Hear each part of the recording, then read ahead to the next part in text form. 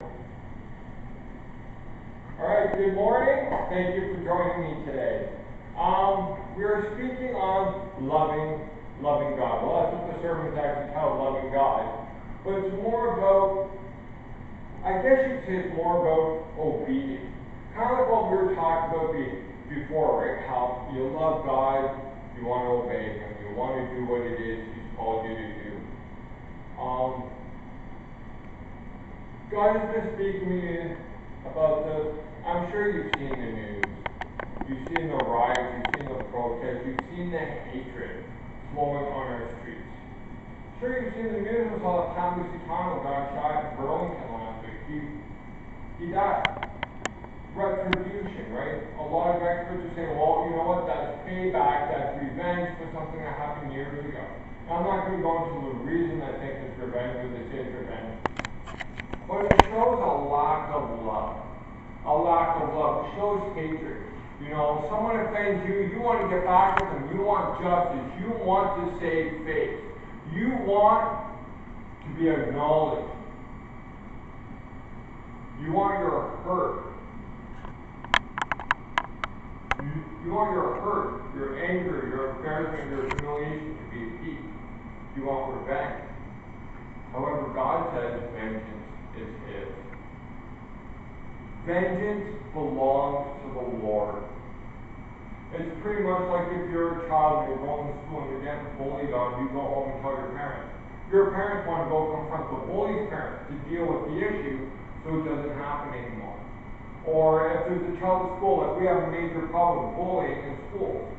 And last year, someone even died at a high school from bullies. From bullies, they killed them. And the parents want justice. They want justice done. Now, I agree. These kids ended up bullying this one kid and killed them. Justice should be served. But in what heart are they asking for justice? Are they asking for it because they want revenge? Or are they asking for it because they believe that justice needs to be done? Right? I'm not trying to say that they're not asking with the right heart, they're not seeking it. You know, I'm not trying to say that about the family at all. But it comes down to what is the heart intent. You know, they want revenge, they want justice, and justice needs to be done. God is a God of justice. But God's justice also goes through a couple of filters. His mercy, His love. God is merciful because He loves us. You know, we were talking this morning about how Jesus became sin for us, so we can become the righteousness of God through Him. Why do you think Jesus became sin for us, Greg? Why do you think Jesus became sin for us? Why would Jesus take our place on the cross? If we deserve to die because of our sins, why would Jesus take that place? To take our sins. And why would He do that?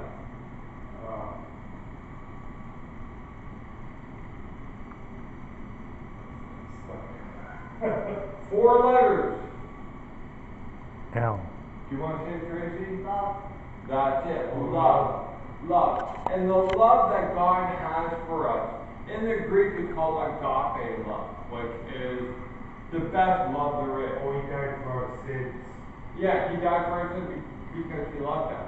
Yeah. Because He loved us. And that's why in Him we can have eternal life. Yeah. In Him because of what He did. Now in the Greek, agape, that's what I'm talking about. Agape love means unconditional love. It is like a divine love. It is the love of love. You know, in Greek you have 8 different types of love, and I've taught on this before. If you like, I can go over this again with you guys. I've got 8 different words for love. Some words mean like more like a love or a brotherly love. But the love that God has for us is an unending, everlasting, unconditional love where He says, come to me through my Son, and I will make you clean. I will make you my child. I will transform you. Now we're talking today about loving God because, as I said, we look out in the world and we see so much hatred, so much anger, so much victimization. People are just going, oh, why me? I've been offended by this person, or I've been offended by the system. Take down the system, or let's get revenge on this person. And these people may say, hey, I'm a nice person, I love others, but then they show so much hatred from their hearts. Okay? We can go to 1 John chapter 4, verses 7 to 21. And John, who is Jesus' right-hand man, this is the disciple Jesus loved more than all the other disciples. People will say it's Peter. Jesus loved Peter. He loved all his disciples. But remember, John was the most beloved. Even Scripture says that. And John writes and says, Beloved, let us love one another.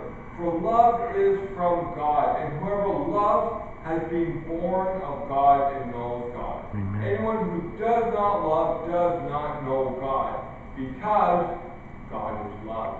Amen. How many people do you hear on the streets, or do you talk to on the streets and say, I'm full of love for other people, and yet they'll argue against Jesus and against God? It's like, no. How can you say you love someone and then deny God? God is love. And that's what John is stressing and going. If anyone says he loves others, but hates God, he's a liar. God is love. God is love. In this, the love of God was made manifest among us, that God sent his only Son into the world so that we might live through him. God showed his love. See, love is not a feeling. When people say, I feel so much love for you, great. They may feel affection for you.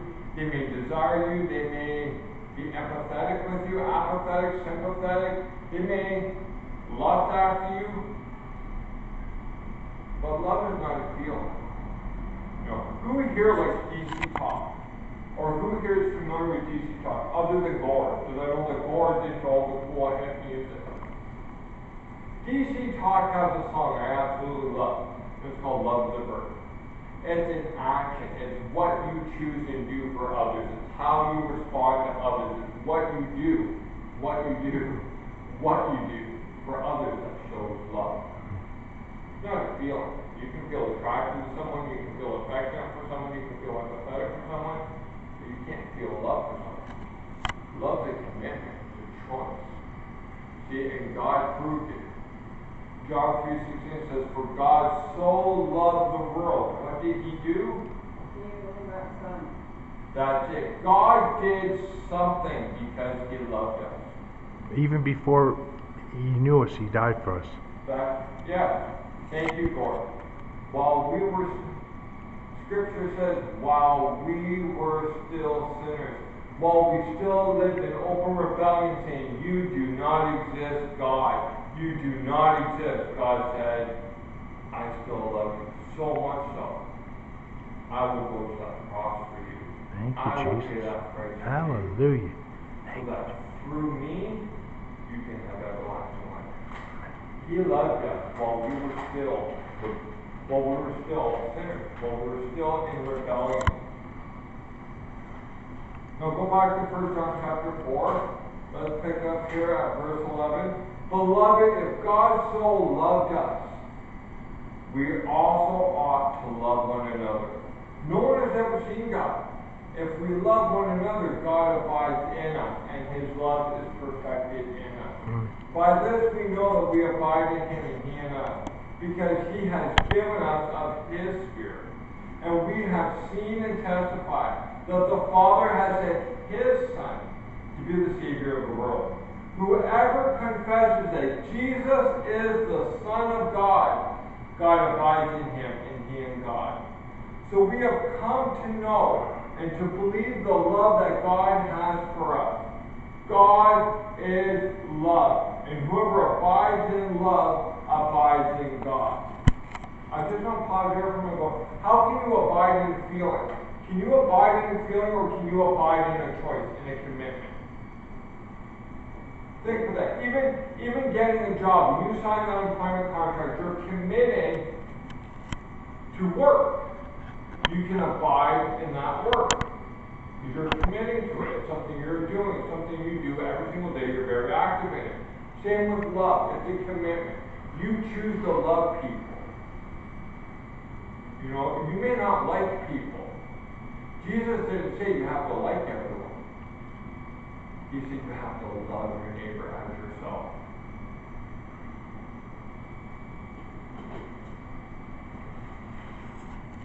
By this is love perfected with us.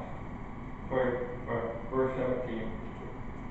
By this is love perfected with us, so that we may have confidence for the day of judgment, because as he is, so also are we in the world. As he is love. Did Scripture not say God is love? As he is, so are we in this world. So if God is love, what are we supposed to be in this world, Lord? Like him. Love. We are supposed to be his example, his ambassador in this world. And then it goes on, this is the part that I really want to stress on today. There is no fear in love, but perfect love casts out all fear. For fear has to do with punishment. And whoever fears has not been perfected in love. We love because he first loved us. Amen. If anyone says, I love God and hates his brother, he is a liar. We love because he first, sorry, I already said that. He is a liar. For he who does not love his brother whom he has seen, cannot love God whom he has not seen. Exactly. And the commandment we have from him, whoever loves God must also love his brother. Preach it. What is the great commandment that we receive from Christ? Jesus says, if you love me, obey me. If you love me, you will obey me. In fact, he says in John chapter 14, verse 15, if you love me, keep my commandments. What commandment did Jesus give us? Love one another. Love. One commandment, love. Broke it down to two, so love. A Pharisee came up to him and says, Teacher, what is the greatest law? He answered, the greatest is this, love the Lord your God with your body, heart, soul, and mind. He said, you answered well. Jesus says, and the second is like it. Love your neighbor as yourself. Preach it. James chapter 2, verse 8, James says, if you fulfill the royal decree to love your neighbor as yourself, you do well. You do well. From getting a book, man. I rebuke you in Jesus' name, go. So, we've been told, Jesus told us, love our neighbor as ourselves. When Jesus was praying in the book of John, Jesus prayed that as him and the Father are one, we all become one. That we strive to learn to love one another every day. Every day. Now I'm paraphrasing a little bit, but that's what Jesus prayed for. He told us to love our neighbors ourselves. That's the royal decree. According to James, that's the brother of Christ. In this day and age, you turn the news on. How many people here have turned the news on and seen the riots happening? Seen buildings being burned, people getting beaten up. Okay, I was reading yesterday about a woman on the weekend, I think it was, who, I don't know, there must have been some altercation in the group she was with, and there was another group, a BLM group. She said all lives matter, and that, the media is really big on how this mother, 23-year-old mother, said all lives matter, and ended up getting shot and killed later on. Ah, it's sad. And, all lives matter. Yes, black lives matter. So do white lives. So do red lives. So do yellow lives. So do every other life that we haven't called out or labeled. Amen. All lives matter. Amen. When Jesus went to the cross, he did not say, I'm doing this for the black man. He didn't say, I'm doing this for the white man. He said, I'm doing this for you. Amen. Preach it. For you. He didn't differentiate. Mm-hmm. As we know, in the kingdom of heaven, there's neither Greek nor Jew, neither free nor slave. Mm-hmm. God doesn't see us as a skin color. God doesn't see us as an occupation. God sees us as children. Exactly. He loves us. And a big problem in the world today is the lack of love. The amount of hatred. All the fear in the world today comes from hatred. Comes Yeah. from anxiety. Or actually, I could reverse it. All the hatred comes from fear. Comes from anxiety. People are scared. Yes, you know what? Police brutality is not a good thing. No. I endured years of police brutality myself. Okay, Same. I'll be honest with you. I wasn't always a perfect little saint you see standing here before you today. There's times that I got mouthy with police. There's times that I've been arrested. I've been in jail. There's times that I got the living lights beat right at me by cops for no reason. Police brutality. I was already, when I was a teenager, I was chased. Were you? I was chased through a park. My life was threatened. Really? Front, See, that's not good. That's not love. That's not love. You know, even growing up in a family, and you know, my mom's family likes to get gigs in on you. You know, that's humor for them. Kind of make fun of you, mock you a little bit. You know, that's fine. That's not love. Love is not tearing down. Love is building up. Yeah. All right. One of Paul's best friends he traveled with was a man named Barnabas. Barnabas means son of encouragement. See, Barnabas was so full of the Holy Spirit, he loved people so much that he built them up. Thank you, Jesus. If people were struggling, he came along to them going, hey, this is what God says. Forget what the world says, this is what God says. Built them up. He was a son of encouragement. That is love. That is love.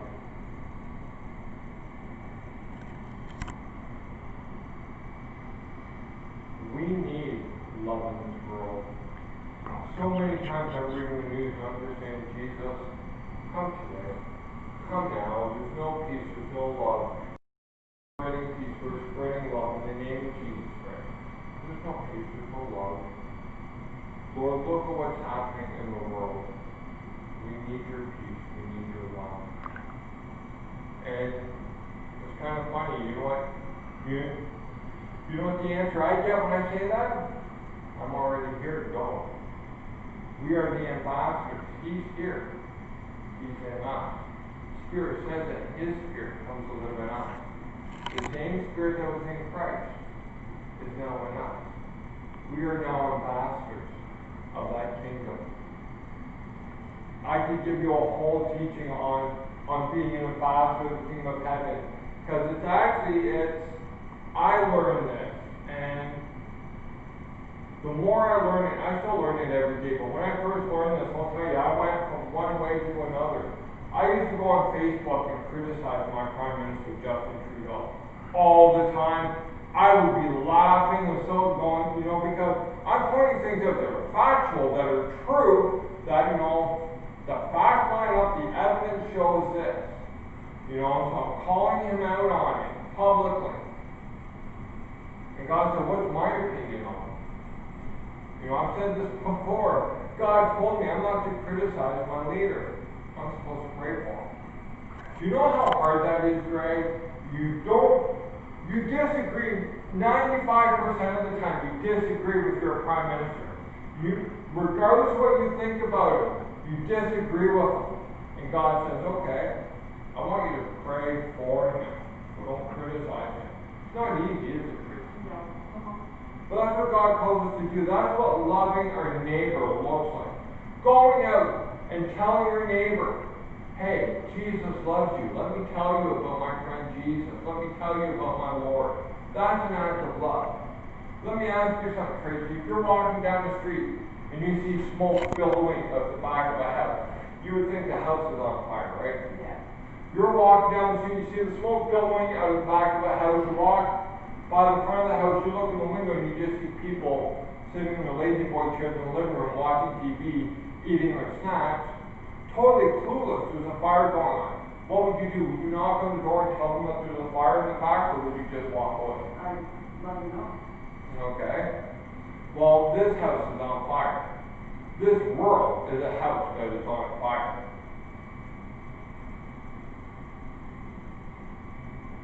Are you going to tell people, are you going to warn them, going, hey, the house is burning, get out. The house is burning, get out, call 911, let's get the fire dealt with before it destroys everything. Preach. Do you love people enough to do that? That's what loving our neighbor looks like. It also looks like clothing them, feeding them, taking care of them. If someone, if you have $2 in your pocket and someone comes along and asks you for $1, give it to them. If really, your money belongs to God first and foremost, right? That's another thing I've learned over the years is my money belongs to God. If God tells me to give it to someone, I have to give it to them. That's key. So, the whole point of what I'm trying to get here, though, is I've seen many Christians online. And one of the reasons I talk about Facebook now, I used to be on Facebook. You can ask people, I don't criticize, except for maybe the Chinese Communist Party. And I should be praying for them too. That's not a joke. We should, I try not to criticize any leaders. Because God is the one who's raised them up to criticize. It's my place to love them and pray for them, including the Chinese Communist Party. Which, lots to be said there, but I'm not here for political reasons. I'm here for the word of my King. I'm supposed to love them as I love myself. Doesn't matter what the world is saying about the CCP, doesn't matter, we're supposed to love everyone equally. Amen. Jesus even called it out. It says, you let this man who's dressed so fine sit in this place in the church, and this person who's dressed so poorly sit in this place. And Jesus was talking about partiality, going, no, you don't do that. You don't do that. Remember the banquet. The king invites all his friends, and they're all busy. Amen. So what he starts sending people out. Go get those who are on the streets, bring them into the church. Get those who are in the alleys, bring them into the church. Amen. Or bring them into my house. Let them feast. Let them be a part of my celebration. Jesus said if we love him, we will obey him. He said, if you love me, keep my commandments. If we love him, if we keep his commandments, what did he say he would do? And he said, I will ask the Father, and he will give you another helper to be with you forever. But if you're looking for this, it's John 14, 15, and 17, Gracie. It says, even the Spirit of truth, whom the world cannot receive, because it neither sees him nor knows him. You know him, for he dwells with you and will be in you. Jesus says, if you love me, you will obey me. What did Jesus say? Love your neighbor as yourself. I did make a note down here, and I just want to say this right before I close though. It's what I want to share. And we can go back to 1 John chapter 4, verse 7. And we look in here, let me find it again here.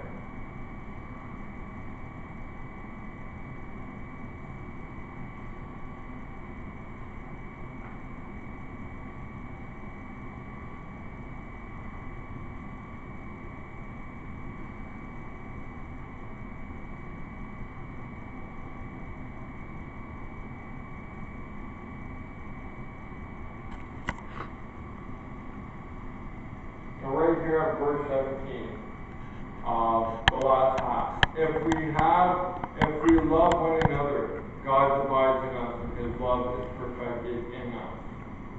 Why? Because perfect love casts out all fear. One of the reasons why some Christians find it so hard to love their neighbors themselves, to go out on the streets ministering, or just to talk to an next door neighbor going, hey, let me tell you about Jesus, is fear. Love hasn't been perfected in me. Doesn't mean it won't. just means we need to seek after God more and have that love perfected. What's interesting here, and I love this, the terms do not be afraid, fear not, etc., occur 365 times in the Bible. One time for every day, we're told, do not be afraid, fear not. Why? Because perfect love casts out all fear. So don't let fear hold you back from loving your neighbor as yourself. Don't let fear be that barrier saying, Greg, you cannot go talk to your next door neighbor. Because she'll yell at you, she'll tell you you're crazy, she'll deny Jesus. Don't. That's fear. But Jesus' love has cast out that fear. Don't let that fear stand in the way of serving Jesus today. Come on forward.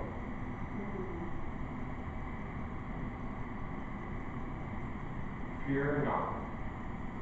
Do not be afraid. For perfect love casts out all fear. Let's close the word of prayer and just say, Heavenly Father.